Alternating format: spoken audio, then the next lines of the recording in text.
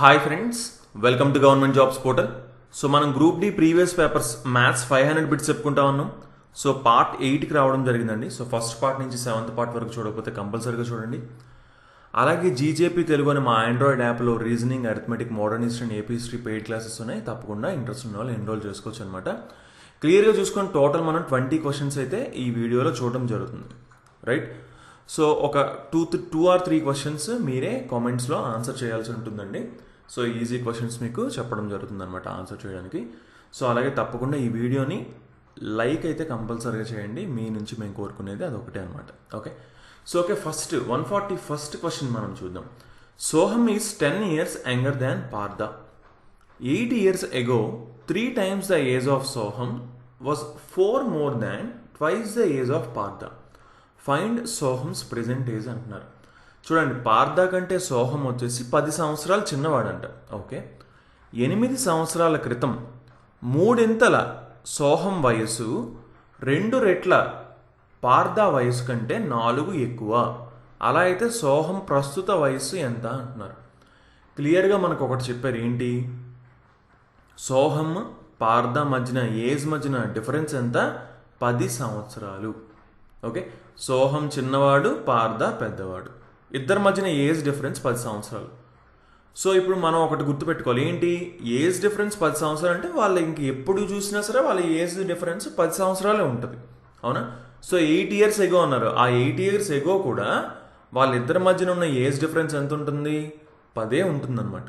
Okay, so 8 సంవత్సరాల ముందు, okay, 8 సంవత్సరాల ముందు పార్థ ఏజ్ ఎక్స్ అని మనం అనుకున్నాం అనుకోండి, అప్పుడు సోహం ఏజ్ x-10 అవుతుంది, అవునా? పార్థ ఏజ్ ఎక్స్ అని అనుకుంటున్నాను. క్లియర్గా చూసుకోండి, 8 years ఎగో అనుకుంటున్నాను, 8 సంవత్సరాల ముందు అనుకుంటున్నాను ఎక్స్ అని. అది మాత్రం చాలా జాగ్రత్త చూసుకోవాలి. ఇప్పుడు ఏమంటున్నాడు? 3 times ద ఏజ్ ఆఫ్ సోహం. సోహంకి 3 times అంటే 3 × x-10. ఇది ఎంతకు సమానం అంట? 2 times the age of Partha. 2 times age of పార్థకి ఇంకొక 4 కలిపితే దీనికి సమానం అంటే ఇంకేముందండి? Simple, 3x 3 × -10 -30 = 2x + 4. 2x ఇటుపక్క వస్తే 3x - 2x అంటే x, -30 అటుపక్క వెళ్తే +30 అవుతుంది. 30 + 4 34. సో x ఎంత వచ్చింది? 34 వచ్చింది. అంటే పార్థ ఏజ్ ఎంత వచ్చింది? 34 వచ్చింది. కానీ మనకి ఏం కావాలి? సోహం ప్రెజెంట్ ఏజ్ కావాలి. అంటే అప్పుడు ఎంత సోహం ఏజ్? 10 తక్కువ కదా, అంటే 24. ఓకే, 8 సంవత్సరాల ముందు సోహం ఏజ్ 24. ఇప్పుడు ఎంత? 24 + 8 32, 32 years. సో ఆప్షన్ 3 ఆన్సర్ అవుతుందని చెప్పొచ్చు. క్లియర్గా చూసుకోండి. సింపుల్గా ఇద్దరి మధ్యన ఏజ్ డిఫరెన్స్ 10 అన్నప్పుడు మనం సింపుల్గా ఏం చేయొచ్చు అంటే ఏదైనా అనుకోవచ్చండి. సోహం ఏజ్నే ఎక్స్ అనుకున్నాం అనుకోండి, ఇంకా ఈజీ. సోహం ఏజ్ ఎక్స్ అయితే పార్థ ఏజ్ x+10 అవుతుంది, ఎందుకంటే 10 సంవత్సరాలు పెద్దోడు కాబట్టి. దీనికి 3 దేనికి సమానం అంటున్నారు? దీనికి 2 కంటే ఇంకొక 4 ఎక్కువ అంటున్నారు, రైట్? అంటే 2x ఇటుపక్క వస్తే 3x - 2x x అయింది. 2 × 10 20 + 4 24 అయింది. అంటే సోహం ఏజ్ 8 సంవత్సరాల ముందు 24 అయితే ప్రస్తుతం ఎంత అవుతుంది? 24 + 8 32 అవుతుందని చెప్పొచ్చు. ఆప్షన్ 3 ఆన్సర్ అవుతుంది, right? So next 142nd question మనం చూద్దాం. ఓకే, ఇది చూస్తే క్లియర్గా అర్థమైపోతుంది. చాలా చాలా సింపుల్ క్వశ్చన్ కదా, రైట్? జస్ట్ 69169 స్క్వేర్ రూట్ అనుకుంటాం. డెసిమల్ పాయింట్స్ ఎన్ని ఉన్నాయో మనం చెప్పాలి. సో దీన్ని ఖచ్చితంగా ఈ క్వశ్చన్ నెంబర్ మెన్షన్ చేసి ఆన్సర్స్లో ఆప్షన్ ఏదో కరెక్ట్గా మెన్షన్ చేయండి, రైట్? నెంబర్స్ వద్దు, ఆప్షన్ డైరెక్ట్ ఆన్సర్ మెన్షన్ చేయండి. Okay, so next 143rd question మనం చూద్దాం. By walking at 4/5 of his usual speed, Soham is 6 minutes late to office. How much time does he usually take to get to office? చూడండి ఏం చెప్తున్నారు. తన సాధారణ వేగంలో 4/5వ వంతు వేగంతో నడవడం వల్ల సోహెం వచ్చేసి ఆఫీస్కి 6 నిమిషాలు ఆలస్యంగా వెళ్ళాడంట. అతను సాధారణంగా ఆఫీస్కి రావడానికి ఎంత సమయం పడుతుంది అంటున్నారు. బాగా అబ్జర్వ్ చేయండి. ఇక్కడ మనకి ఏం అడుగుతున్నారంటే, అతను నార్మల్గా ఒక స్పీడ్లో వెళ్తాడంట ఆఫీస్కి, కానీ ఆ రోజు 4/5వ వంతులో వెళ్ళాడంట. అతను వేగంలో 4/5వ వంతులో వెళ్ళాడు. దానివల్ల 6 నిమిషాలు లేట్ అయింది ఆఫీస్కి. మనకి స్పీడ్ అండ్ డిస్టెన్స్లో, మనకి టైం స్పీడ్ అండ్ డిస్టెన్స్లో మనకి తెలియాల్సింది ఏంటంటే distance is equal to speed into time. ఇక్కడ ఏంటి, ఆఫీస్కి వెళ్తున్నాడు అంటే ఎప్పుడు డిస్టెన్స్ ఏమవుతుంది, సేమే అవుతుంది. ఎప్పుడు కూడా డిస్టెన్స్ ఏమవుతుంది, సేమ్ అవుతుంది. కానీ ఇప్పుడు స్పీడ్ ఏం చేశాడు, 4/5 వంతు వెళ్ళాడు. 4/5 వంతు స్పీడ్కి వెళ్తే టైం ఆటోమేటిక్గా ఏమవ్వాలండి, డిస్టెన్స్ సేమే ఉండాలి. అంటే ఇది 4/5 అయింది కాబట్టి ఇది 5/4 అవుతుంది. అప్పుడే కదా 4, 4, 5, 5 క్యాన్సిల్ అయిపోయి సేమ్ డి అనే ఉంటుంది. Right, distance is equal speed into time. Speed 4/5 వంతు అయితే సేమ్ అదే డిస్టెన్స్ ఉండాలి అంటే టైం 5/4 వంతు అవ్వాలి. సో ఈ 5/4 వంతు అంటే ఏంటి, 5/4 అంటే అర్థం ఏంటి, 4 మీద ఒకటి పెరిగిందని అర్థం. 4 మీద ఒకటి పెరిగిందని అర్థం. అంటే నార్మల్గా ఎప్పుడు 4 యూనిట్లు తీసుకుంటే ఇప్పుడు మాత్రం 5 యూనిట్లు తీసుకుంటున్నాడు టైం. దేనివల్ల, స్పీడ్ తగ్గడం వల్ల. ఎంత పడుతుంది అన్నారు, 6 నిమిషాలు అన్నారు. సో ఈ ఈ పెరిగిన 1 యూనిట్ ఎంత, 6 నిమిషాలని మనకి క్లియర్గా అర్థమైంది. అంటే నార్మల్గా 24 నిమిషాలు తీసుకునే అతను ఇప్పుడు 30 నిమిషాలు తీసుకోవడం జరిగింది. అంతే కదా, 1 యూనిట్ 6 నిమిషాలని అర్థమైంది కదా. ఎందుకు, ఇక్కడ 4 నుంచి 5 పెరిగింది, ఆ పెరిగిందే 6 నిమిషాలని క్లియర్గా చెప్పేశారు వీళ్ళు. అంటే నార్మల్గా ఎంత టైం పడుతుంది అని అడిగారు కాబట్టి 24 నిమిషాలు పడుతుందని సింపుల్గా చెప్పచ్చు. Right, so next 144th question మనం చూద్దాం. ఓకే, ఈ క్వశ్చన్ ప్యాటర్న్ని కూడా ఆల్రెడీ లాస్ట్ పార్ట్స్లో మనం చూడడం జరిగిందండి. సో తప్పకుండా ఈ క్వశ్చన్ని మీరే ఆన్సర్ చేయండి. ఓకే, ఇలాంటి క్వశ్చన్ అయితే చూసాం. ఓకే, బట్ నేను దీనికి దానికి కొంచెం డిఫరెన్స్ ఉంది. అదేంటో నేను ఒకసారి క్లియర్ చెప్పేస్తాను. సింపుల్గా ఏం లేదండి, దీన్ని ఎంతవరకు సాల్వ్ చేయగలం సాల్వ్ చేయండి, దీన్ని కూడా ఎంతవరకు సాల్వ్ చేయగలం సాల్వ్ చేయండి, అలాగే దీన్ని కూడా ఎంతవరకు సాల్వ్ చేయగలం సాల్వ్ చేయండి, దీన్ని కూడా ఎంతవరకు సాల్వ్ చేయగలం సాల్వ్ చేయండి. అప్పుడు మీకు ఆన్సర్ వస్తుంది. దయచేసి స్క్వేర్స్ అయితే చేయొద్దు. ఓకే, స్క్వేర్స్ చేయొద్దు. దీన్ని మనం ఏం చేయాలి, దీన్ని సాల్వ్ చేయండి, దీన్ని సాల్వ్ చేయండి, అలాగే దీన్ని సాల్వ్ చేయండి, దీన్ని సాల్వ్ చేయండి. స్క్వేర్ రూట్లోంచి ఎంత బయటికి తీయగలమో అంతా బయటికి తెచ్చేయండి, మీకు అప్పుడు క్లారిటీ వస్తుంది అనమాట. ఓకే, సో దీన్ని కూడా మనకి 144 క్వశ్చన్ నెంబర్తో పాటు ఆ ఆన్సర్ని మెన్షన్ చేయండి. Right, so next 145th question మనం చూద్దాం. సింప్లెస్ట్ ఫామ్లోకి రాయమంటున్నారండి. అంటే ఏంటి, క్యాన్సిల్ చేయమంటున్నారంటే. రైట్, ఒకసారి చూడండి, 9 + 8 + 1 18, 5 + 3 + 1 18, 9. సో ఏంటి, 9 టేబుల్లో క్యాన్సిల్ అయిపోతుందని మనకు అర్థమైంది. అవునా, 9 టేబుల్లో. సో 9 టేబుల్లో క్యాన్సిల్ చేద్దాం. 9 21s, 9 15s. ఇంకా 3 టేబుల్లో క్యాన్సిల్ అవుతుంది. 3 7s, 3 5s. 7/5 సింప్లెస్ట్ ఫామ్ అవుతుంది. రైట్, సో ఆప్షన్ 2 ఆన్సర్ అవుతుందని చెప్పొచ్చు. నెక్స్ట్ 146th క్వశ్చన్ మనం చూద్దాం. A number on subtracting 15 from it reduces it to 80%. What is 40% of that number? చూడండి, ఒక సంఖ్య దాని నుండి 15ని తీసేస్తే దానిలో 80% మిగులుతుందంట. సో దాంట్లో 80%, 80% మిగులుతుందంటే 15ని తీసిన తర్వాత 80% మిగులుతుందంటే అంటే ఎంత తీసినట్టు, 20% కదా తీసినట్టు. సో 20% తీస్తేనే కదా అప్పుడు 80% మిగులుతుంది. అంటే 20% 15కి ఈక్వల్ అవుతుంది. సింపుల్. ఇప్పుడు ఏమంటున్నాడు, 40% ఎంత, 40% ఎంత అంటున్నారు. 20% 15, 40% దానికి డబల్ 30. సో ఆప్షన్ 3 ఆన్సర్ అవుతుందని సింపుల్గా చెప్పుకోవచ్చు. Right, so next 147th question మనం చూద్దాం. Area of the triangle with vertices. చూసుకోండి, 3 వర్టిసెస్, 3 శీర్షాలు ఇచ్చినప్పుడు ఆ త్రిభుజం యొక్క వైశాల్యం. ఇదేంటి ఫార్ములా అండి.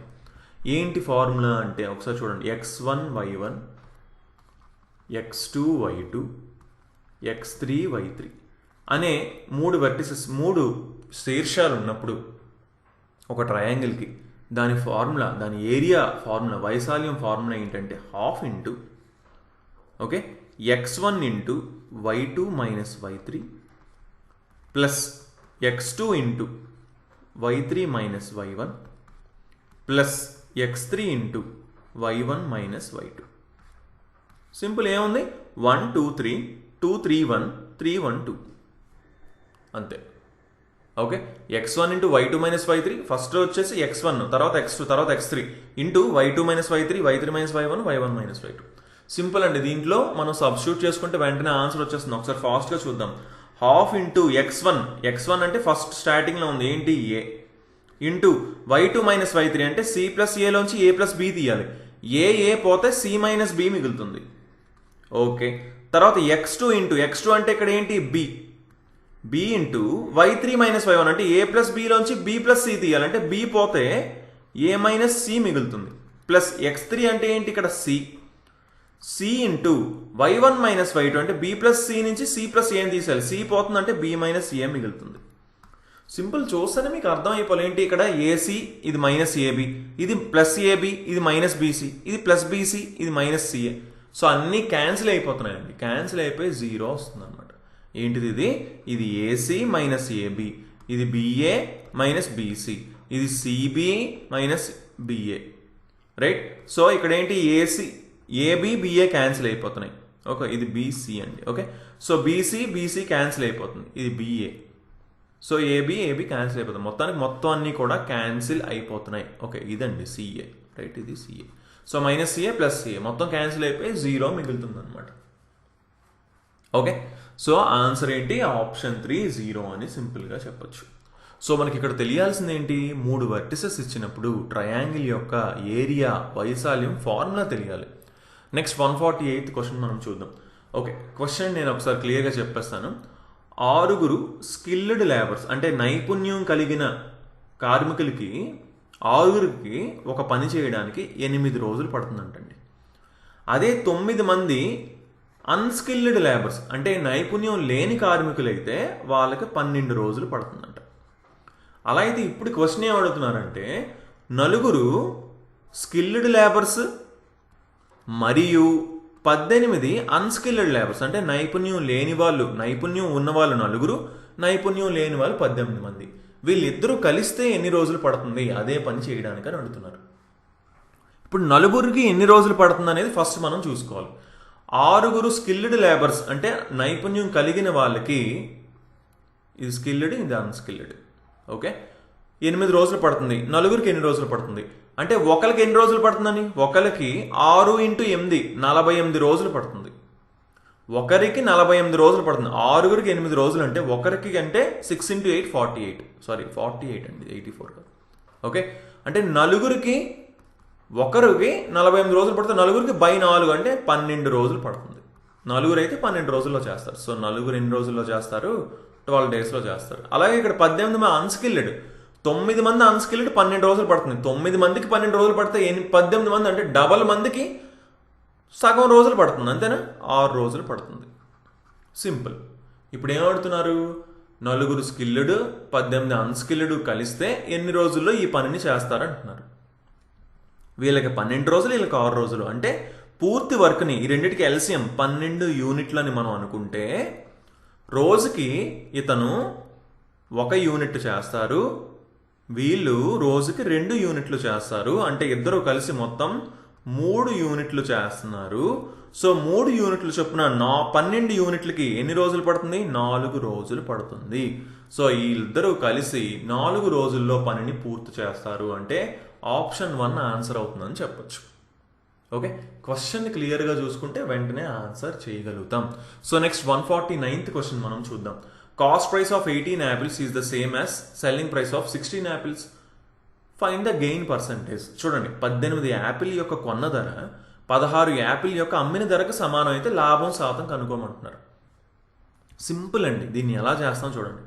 18 యాపిల్స్ ఒక్కొక్క దాని కాస్ట్ ప్రైస్ అంటే 18 యాపిల్స్ కాస్ట్ ప్రైస్ అంటే 18 × కాస్ట్ ప్రైస్. ఒకదాని ప్రైస్ 10 రూపాయలు అనుకోండి, 18 × 10 కదా మొత్తం 18 కాస్ట్ ప్రైస్ అంటే, అవునా, ఈజ్ ఈక్వల్ టు ఎంత అంటున్నాడు, సెల్లింగ్ ప్రైస్ ఆఫ్ 16 యాపిల్స్ అంటున్నాడు. సింపుల్. మనం ఎప్పుడు కూడా ప్రాఫిట్ అండ్ లాస్లోని selling price by cost price కనుక్కోవాలండి, అప్పుడు వెంటనే ఆన్సర్ వచ్చేస్తుంది మనకి.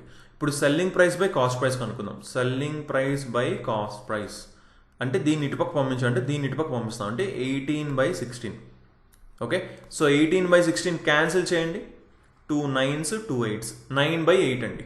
అంటే అర్థం ఏంటి, 9 రూపాయలకి అమ్మితే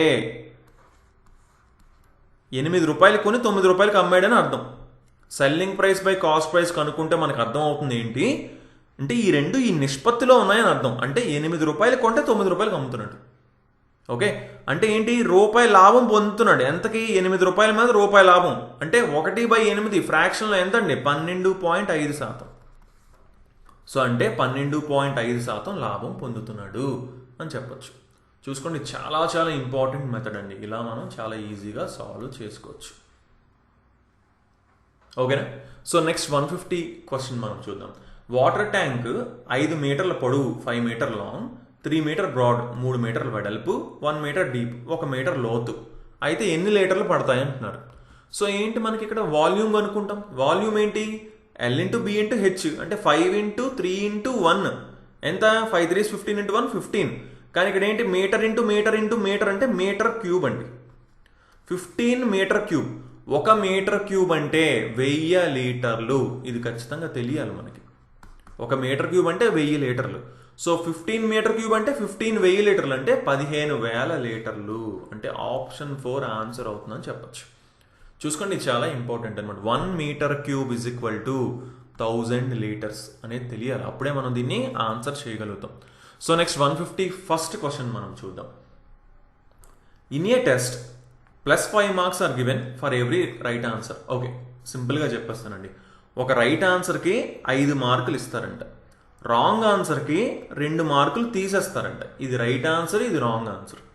ఓకే, అలా అయితే అన్ని క్వశ్చన్లు ఆన్సర్ చేశాడంట రాకేష్. కానీ 30 మార్కులు మాత్రమే వచ్చాయంట అతనికి. ఎంత వచ్చాయి? 30 మార్కులు మాత్రమే వచ్చాయంట. కానీ ఏం చేశాడంటే ఇక్కడ 10 క్వశ్చన్లకి రైట్ ఆన్సర్ ఇచ్చాడంట.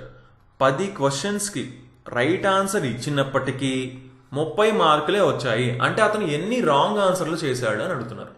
ఇప్పుడు 10 క్వశ్చన్లు రైట్ చేస్తే ఎంత రావాలి? మామూలుగా 10 ఇంటూ 5 50 మార్కులు రావాలి. అవునా?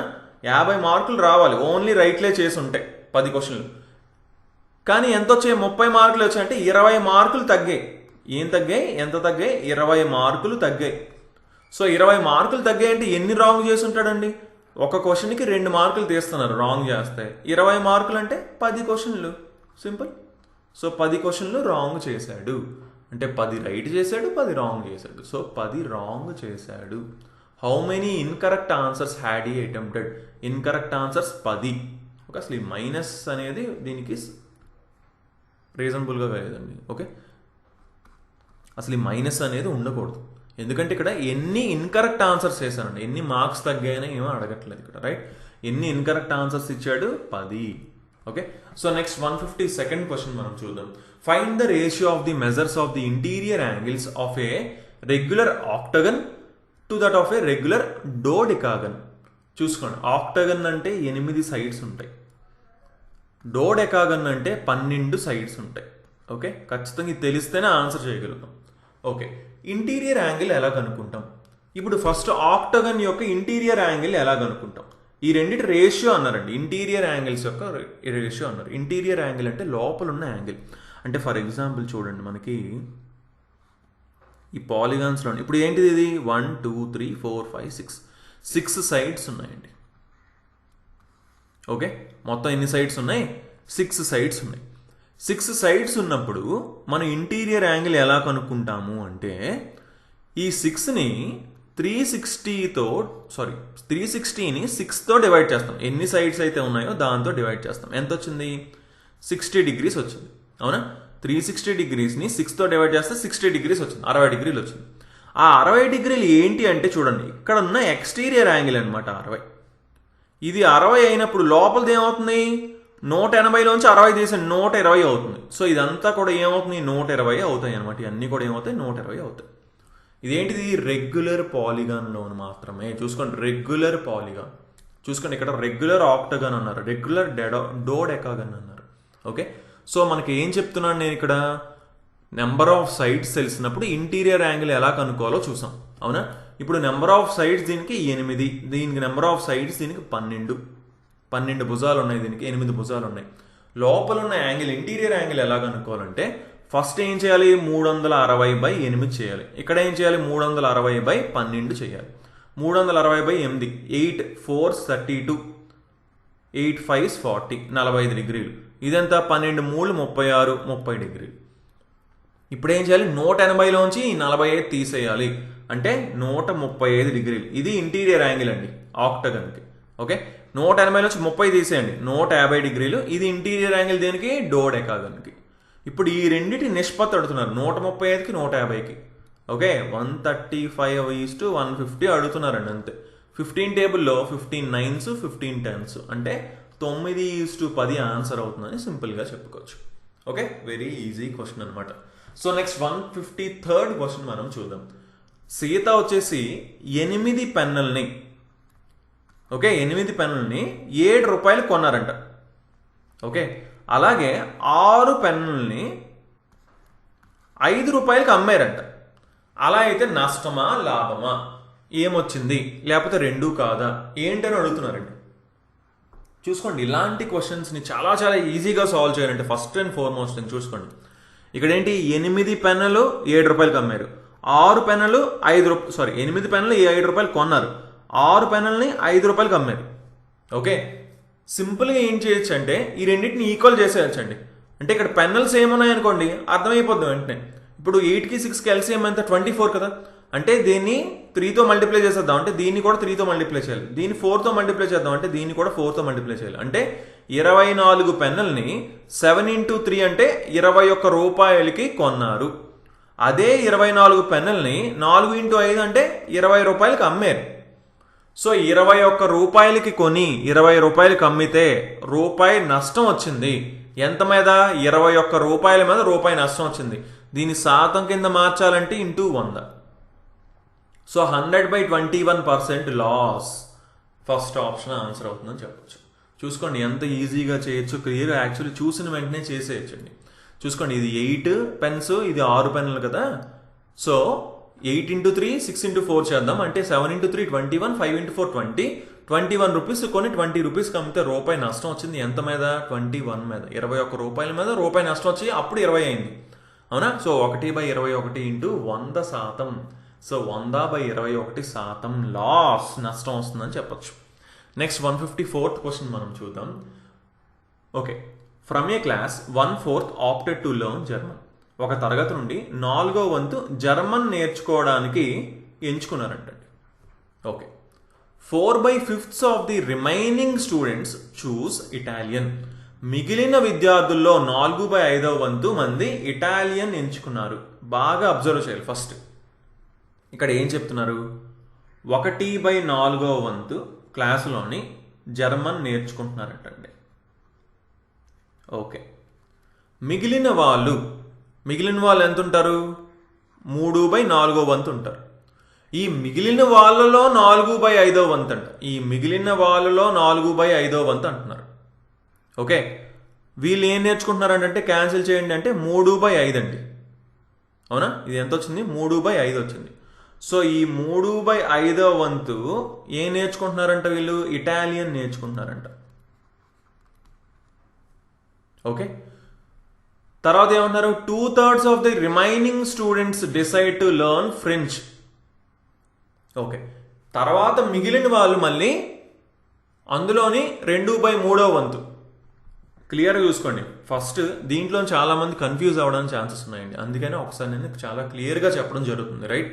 సో ఇక్కడ చూసుకోండి ఏమంటున్నాడంటే, మొత్తం అందరూ ఉన్న వాళ్ళలోని 1/4 వంతు ముందైతే జర్మన్ నేర్చుకుంటున్నారంట. తర్వాత మిగిలిన వాళ్ళలో చూసుకోండి, ఇది చాలా ఇంపార్టెంట్ అనమాట. మిగిలిన వాళ్ళలో 4/5 వంతు ఇటాలియన్ నేర్చుకుంటున్నారు. ఆ తర్వాత మిగిలిన వాళ్ళు 2/3 వంతు ఫ్రెంచ్ నేర్చుకుంటున్నారు. ఇంకా మిగిలిన వాళ్ళందరూ కూడా జపనీస్ నేర్చుకుంటున్నారు. ఇది క్వశ్చన్ అనమాట. ఓకే, అలా అయితే ఏమంటున్నారు, if 12 people decided to learn Japanese, ఒకవేళ 12 మంది జపనీస్ నేర్చుకుంటూ ఉంటే ఎంతమంది ఇటాలియన్ నేర్చుకుంటున్నారు అనేది క్వశ్చన్ అండి. ఎంతమంది ఇటాలియన్ నేర్చుకుంటున్నారు అనేది క్వశ్చన్.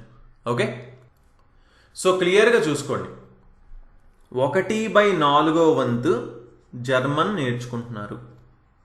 ఓకే, సో 1/4 వంతు జర్మన్ నేర్చుకున్నారంటే మిగతా వాళ్ళు ఎంతమంది ఉన్నారండి, ఇంకా మిగతా 3/4 వంతు మాత్రం మిగులుతారు, అవునా. 1/4 వంతు జర్మన్ నేర్చుకున్నారు కాబట్టి మిగిలింది 3/4 వంతు ఉంది. ఇప్పుడు ఈ 3/4 వంతుకి ఆ మిగిలిన వాళ్ళు 4/5 వంతు అన్నారు. సో ఈ 3/4 వంతుకి 4/5 వంతు అంటే 4 క్యాన్సిల్ అయితే 3/5 వంతు. సో ఇక్కడ ఏంటి, మిగిలిన వాళ్ళలోని 4/5 వంతు అంటే 3/5 వంతు మంది ఏం నేర్చుకుంటున్నారంట? ఇటాలియన్ నేర్చుకుంటున్నారంట. సో ఇప్పుడు మిగిలింది ఎంతమంది అంటే ఈ 3/4లో 3/5 ఇటాలియన్ నేర్చుకుంటున్నారు కదా. సో ఈ 3/4లోంచి ఈ 3/5ని తీసేయండి.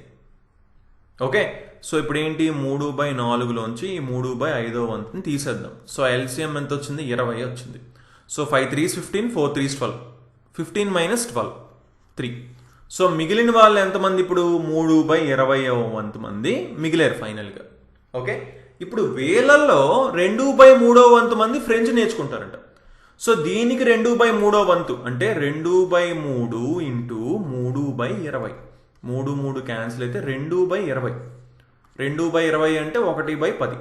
ఓకే, సో 1/10వ వంతు మంది ఫ్రెంచ్ నేర్చుకుంటారంట. ఓకే, సో మిగిలిన వాళ్ళు ఎంతమంది? 3/20లో 1/10 మంది పోయారు. సో 3/20లోంచి 1/10 అన్నా 2/20 అని ఒకటే కదా. సో ఎల్సిఎం 20 కాబట్టి 3లోంచి 2 తీసండి 1.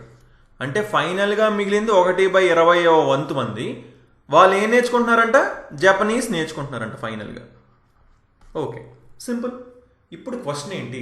If 12 people decided to learn Japanese, how many of them opted for Italian?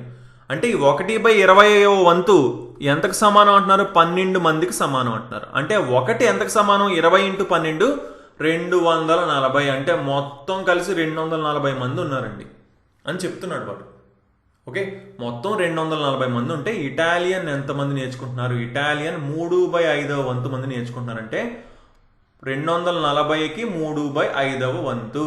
Simple. 5 టేబుల్లో 5 4s 5 8s 3 × 48 3 8s 24 4 2 3 4s 12 + 2 144. 144 అంటే ఆప్షన్ 1 ఆన్సర్ అవుతుందని చెప్పొచ్చు. చూసుకోండి, చాలా చాలా జాగ్రత్త చేయాలి ఇలాంటి క్వశ్చన్స్. ఎందుకంటే రిమైనింగ్ మిగిలిన విద్యార్థుల్లో అంటే మాత్రం కాంప్లెక్స్ అవుతుంది క్వశ్చన్. మిగిలిన వాళ్ళలోనే మనం చూసుకోవాలన్నమాట. చాలా జాగ్రత్తగా చూసుకోవాలి అది కూడా. నెక్స్ట్ 155th క్వశ్చన్ మనం చూద్దాం. Average weight of 6 men decreases by 3 kg when one of them weighing 80 kg is replaced by a new man. The weight of the new man is. చూడండి, 6 మంది పురుషుల సగటు బరువు, వారిలో 80 kg బరువు ఉన్న వ్యక్తిని కొత్త వ్యక్తితో మార్చినప్పుడు 3 కిలోలు తగ్గుతుందంటే కొత్త మనిషి బరువు ఎంత అంటున్నారు. క్లియర్ చూసుకోండి, మొత్తం ఎంతమంది ఉన్నారు? 6 మంది ఉన్నారు. ఓకే, సో 6 మంది ఉన్నారు, కానీ ఒక అతను 80 kg అతను ఉన్నాడు, కానీ అతన్ని తీసేసి ఇంకొక కొత్త అతన్ని అతని ప్లేస్లో పెట్టారు. దానివల్ల ఏమైంది? ఒక్కొక్కరి వెయిట్ 3 kg తగ్గిపోయింది.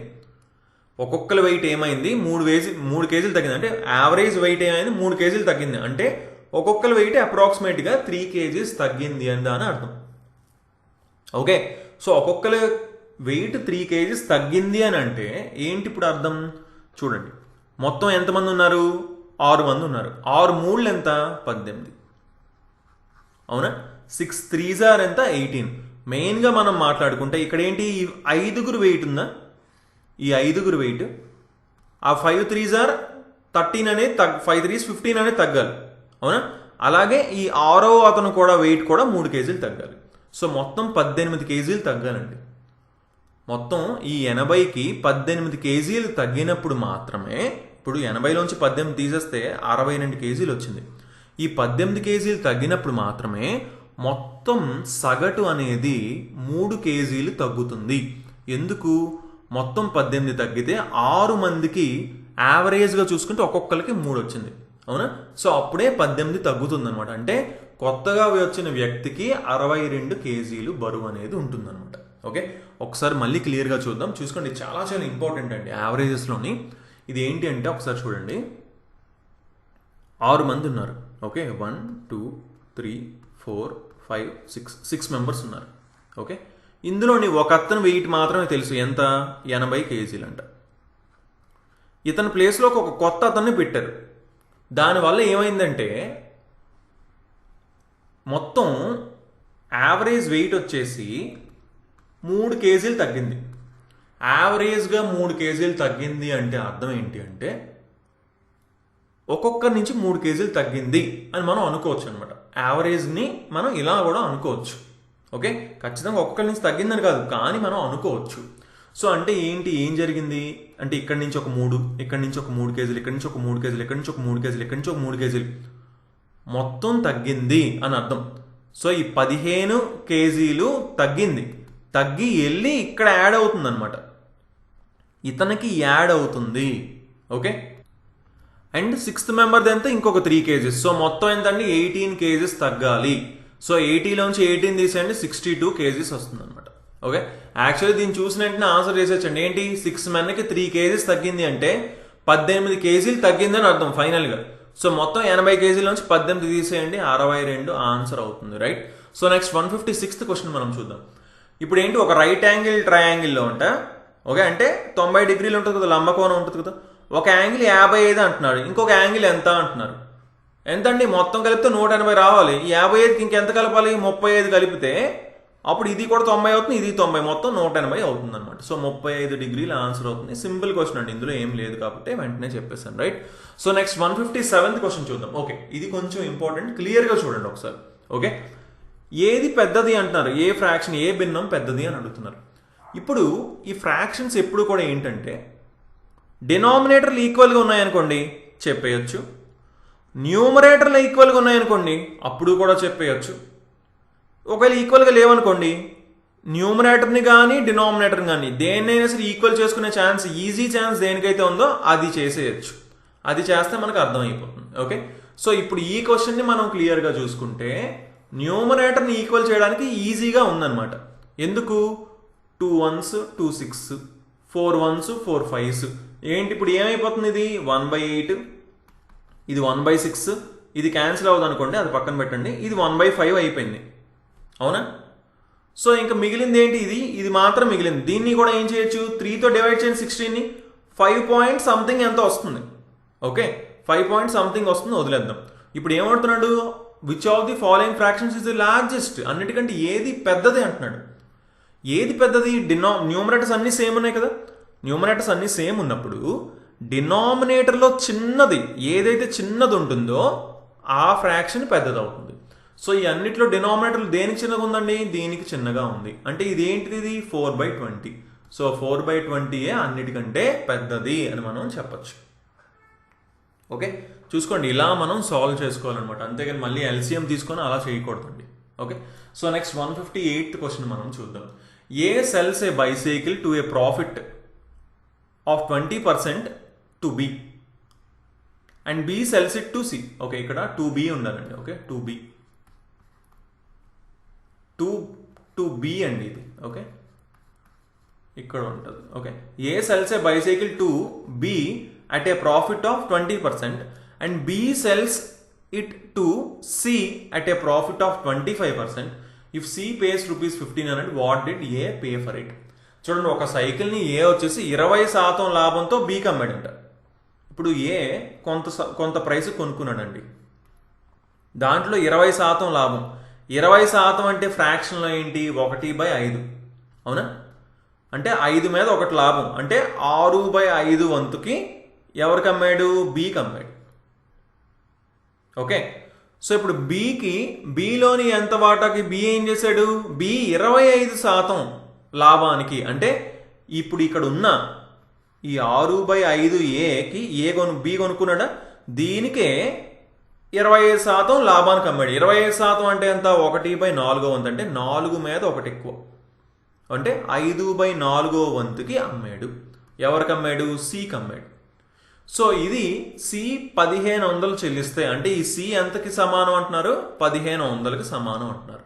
అలా అయితే ఏ ఎంత కొన్నాడని అడుగుతున్నారండి. సింపుల్, ఇప్పుడు ఏ వాల్యూ కనుక్కోవాలి. 5 క్యాన్సిల్ అయింది, 2 3s 2 2s, 3/2, 3 1s 3, 500 into 2000. So ఏ ఎంత కొన్నాడు, 1000 రూపాయలకి కొన్నాడు. సింపుల్, ఏం లేదండి. ఫస్ట్ ఏంటి, ఏ కొంత కొన్నాడు. ఓకే, ఏ రూపీస్ కొన్నాడు అనుకుందాం, దాన్ని 20% ప్రాఫిట్, 20% అంటే ఎంత, 6/5 వంతుకి అమ్మాడు బీకి. సో బి కొనుక్కుంది ఇది. బి ఏం చేశాడు, దీనికి 20% ప్రాఫిట్, అంటే దీనికి 5/4 వంతు చేసి సికి అమ్మేశాడు. సికి ఎంతకు అమ్మాడంట, 1500కి అమ్మాడంట. అలా అయితే ఏ ఎంత కొనుక్కున్నాడు, సింపుల్ 1000 రూపీస్. ఆప్షన్ 2 ఆన్సర్ అవుతుంది. Right. So next 159th question మనం చూద్దాం. సింపుల్ క్వశ్చన్ అండి. ఏమంటున్నాడు, how much revenue was made with the sale of jackets in the year of 2015. Jackets ఎక్కడ ఉందండి, ఇక్కడ ఉందండి. ఈ జాకెట్స్ అమ్మడం వల్ల ఎంత రెవెన్యూ వచ్చిందని అడుగుతున్నారండి. మొత్తం రెవెన్యూ వచ్చేసి 36,28,000 అంట. అలా అయితే జాకెట్స్ అమ్మడం వల్ల ఎంత వచ్చింది? జాకెట్స్ ఎక్కడ ఉంది? బ్లూ కలర్, ఇది లైట్ బ్లూ కలర్. 10% లాభం వచ్చింది. 10%, 36,28,000, 10% అంటే ఒక్క సున్నా కొట్టండి. ఒక్క సున్నా కొడితే 3,62,800 అవుతుంది answer. Simple question, right? So last question చూద్దాం. 168th క్వశ్చన్ మనం. A is 3 years older than B and the age of C is twice that of B. What is the age of A if the sum of the ages of A, B and C is 35? చూడండి, B కంటే A 3 సంవత్సరాలు పెద్దవారంట, మరియు C వయస్సు Bకి 2 రెట్లంట. ఏ, B మరియు C వయస్సులో మొత్తం 35 అయితే ఏ వయస్సు ఎంత? చూసుకోండి, ఏ వయస్సు సి వయస్సు ఇద్దరిది కూడా బికి కనెక్ట్ అయి ఉంది. సో బి ఏజ్ని ఎక్స్ అని అనుకున్నాం అనుకోండి, ఏ ఏజ్ ఎంత అవుతుంది? ఎక్స్ ప్లస్ 3 అవుతుంది. సి ఏజ్ ఎంత అవుతుంది? ట్వైస్, రెండింతలు కదా, 2x అవుతుంది. ఇలా ముగ్గురిని కలిపితే 35 వస్తుందంట. ముగ్గురిని కలిపితే, ముగ్గురు వయసుల్ని కలిపితే 2x plus X plus X ఎంత? 4x. ఈ 3 అటుపకెళ్తే 35 మైనస్ 3 ఎంత? 32. అంటే ఎక్స్ ఎంత అయింది? 8 అయింది. ఎక్స్ 8 అయింది. ఇప్పుడు ఏం అడుగుతున్నాడు మనల్ని? ఏజ్ ఆఫ్ ఏ అడుగుతున్నాడు. ఏజ్ ఆఫ్ ఏ ఎంత? ఇది కదా, ఇది ఏ, ఇది బి, ఇది C. A age x plus 3, 8 plus 3 11 years. అంటే ఆప్షన్ 1 ఆన్సర్ అవుతుందని చెప్పచ్చు, రైట్? సో చాలా ఈజీ క్వశ్చన్స్ అండి. మన గ్రూప్ డీలో అడిగేవే ఈజీ క్వశ్చన్స్ అనమాట, రైట్? సో తప్పకుండా ఇంతవరకు మా ఛానల్కి సబ్స్క్రైబ్ చేసుకోకపోయింటే కంపల్సరీగా సబ్స్క్రైబ్ చేసుకొని పక్కనున్న బెల్ ఐకాన్ తప్పకుండా క్లిక్ చేయండి. అలాగే బాగా ప్రాక్టీస్ చేయండి, ఈజీగా సాల్వ్ చేయగలుగుతారనమాట. So thanks for watching and have a nice day. Bye.